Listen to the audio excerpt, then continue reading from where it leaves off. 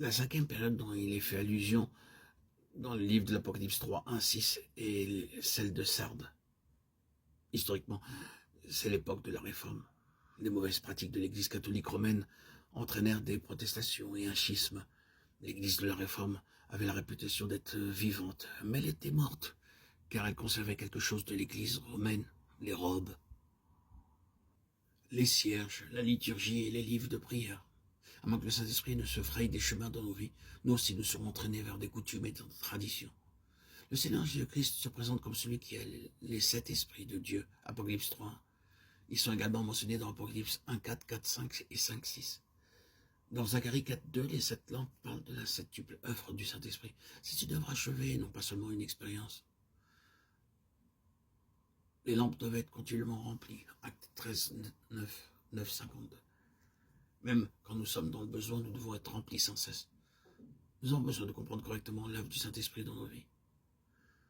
7 noms sont donnés au Saint-Esprit. Le Saint-Esprit opère une septuple œuvre à l'intérieur de nos vies. Et le Saint-Esprit opère une septuple œuvre extérieure. Le Saint-Esprit opère aussi une œuvre septuple dans le Seigneur Jésus-Christ.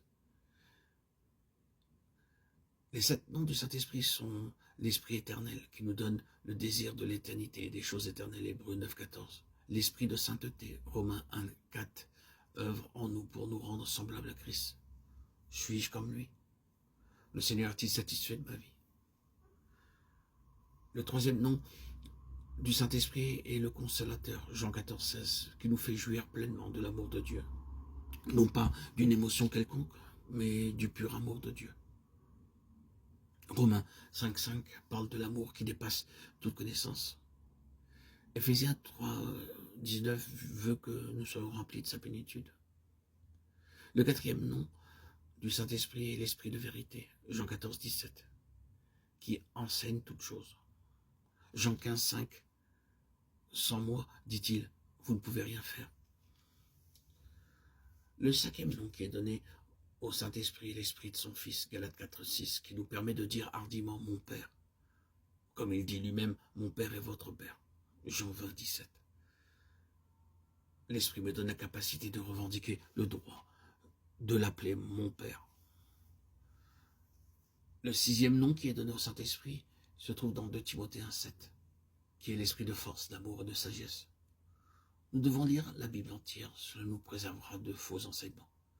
Et enfin, le septième nom qui est donné au Saint-Esprit dans 1 Jean 2, 27 est l'onction. Nous serons enseignés toute notre vie par l'Esprit. Nous ne pouvons pas tout apprendre un jour. Lorsque nous serons prêts à le recevoir, nous serons enseignés par l'onction. Matthieu 13, 17.